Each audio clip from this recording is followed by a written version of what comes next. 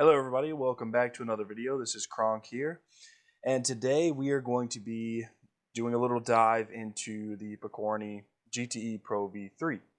Now I've had this wheel since about September, I believe, so I just kind of want to go over some specs, give you guys my initial thoughts and opinions, and whether or not this wheel is good for you guys. So we'll start off by saying that obviously this is a DIY build, but I think this is aimed at really anybody. Obviously now we have so many wheels on the market, it's like sim racing heaven at this point. So I think you can't go wrong with any wheel. Now I use this one mostly for GTE racing and hypercar racing, as it was more specifically designed in kind of the same view as the Grid 1 Engineering RSR wheel. So I went immediately after that because I liked the look of it. I liked the price point of it, number one, and it just spoke to me. So going into it, diameter is about 303 millimeters, so I believe that's correct.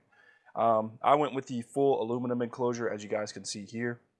I didn't opt for the 3D printed enclosure.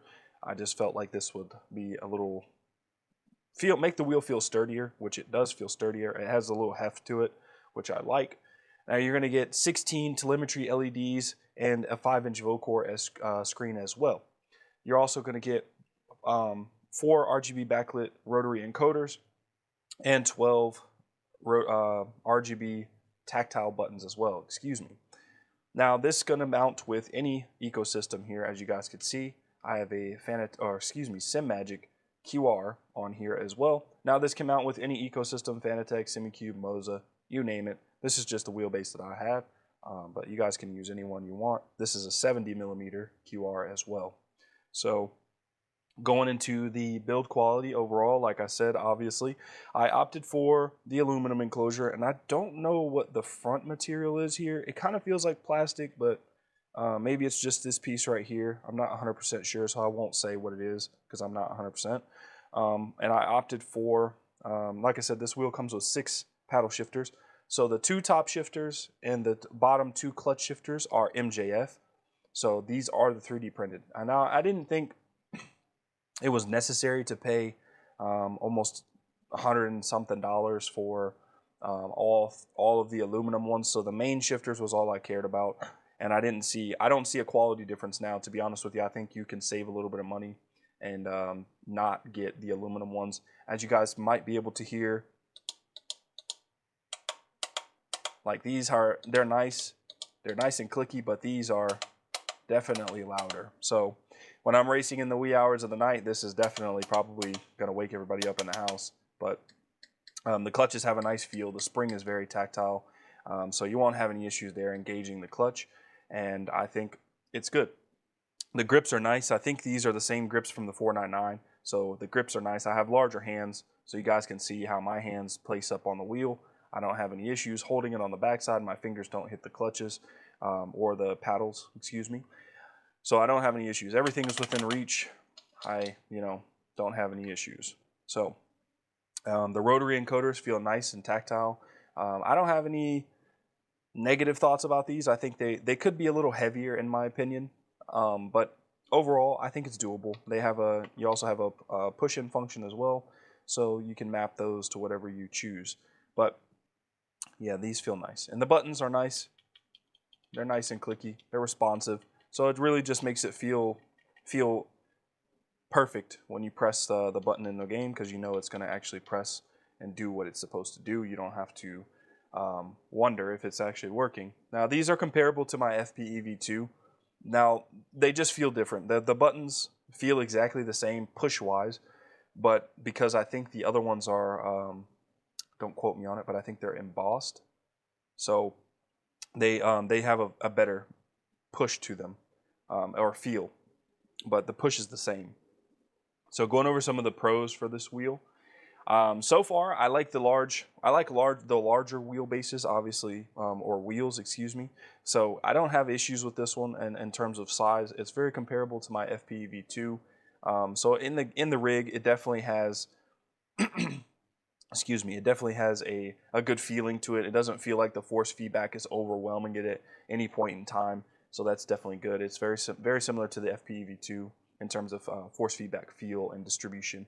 Paddle shifters are nice and smooth, as you guys can hear. One more time.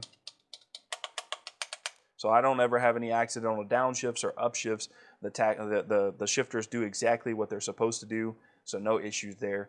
And the large VoCore screen is also another plus. I don't have any issues viewing this, whether it's nighttime, daytime. There's no issues on it that I have experienced so far. The multiple funky knobs is nice too. I think that these could be a little bit bigger, but in terms of just how they are now, I don't have any issues. I think these could be definitely bigger. The top ones are definitely hard to push, to rotate in game, but it's manageable. These ones are okay. I don't use them as much, to be honest with you, so they just are what they are at this rate. They're not bad, they're not good or perfect, but they are decent. The price point is good. I think if you want something similar to this, this is very good. I paid about $1,100 for this, and that's all configuration. Obviously, I opted for the aluminum enclosure, which is a bit more expensive, the aluminum paddle shifters as well. So these things also, you can bring that cost down if you want to. And I like the coiled cable on this one better.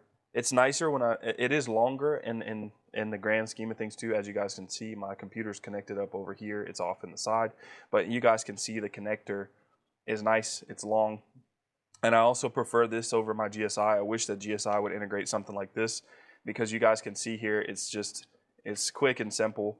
I don't have to screw it on. I don't have to do anything like that, and you guys can see, just boom, it pops right on, and it boots up pretty quickly. And you only get one, I think, funky knob, I think this is called, excuse me. You only get one, so I didn't think that this was I don't think it's a huge issue in my opinion. I personally don't use them as much. If I use this wheel, it's like, I hardly ever use any of the buttons on it. Mostly I've only used this in iRacing and some LMU. So for this, I'm really not using it that much because everything's already preset as far as my FOV and everything, so I don't need to make any adjustments. But going over some of the cons now, and like I said, I paid $1,100 for the wheel, and I think that that's a decent price in terms of the sim realm for a wheel. It's decent. It's a little on the higher end, but that's just because of what I spec'd it out to be.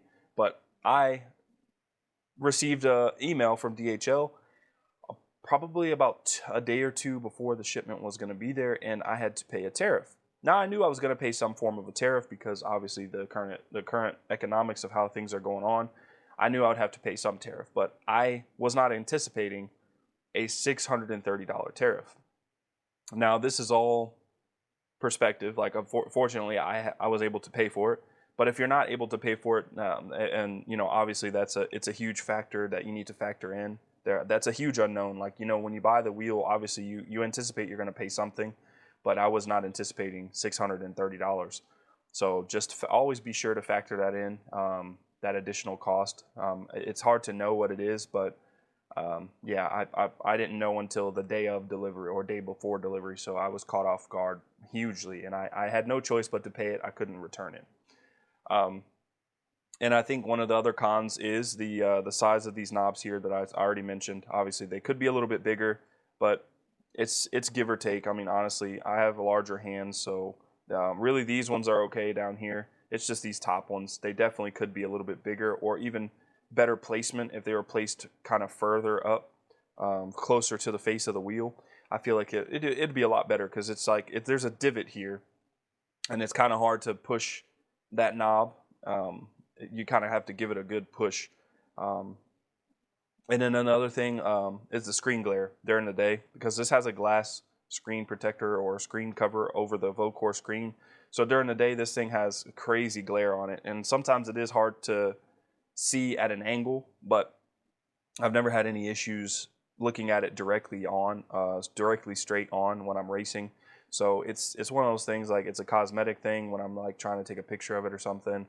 It is a bit hard to capture the picture sometimes, but majority of the everything on this wheel also is configurable through SimHub. As you guys can see, I'm not at my home right now, so this is the dash that popped up on SimHub when we downloaded it. But as you guys know, I usually run the lovely sim racing dash along with the pit wall, so I do have that one configured on here. And I also run the Picorni dash on here. I like the Picorni dash; it looks really good on here. So you guys have multiple options. You do have addressable RGBs on the sides as well. And if you give me a second, I will show you guys what that looks like here. You can change it, and I know they recently came out with the Daniel Newman Racing profiles as well for this wheel, so you do have options for which RGBs you want as well. Give me a second, guys. I apologize.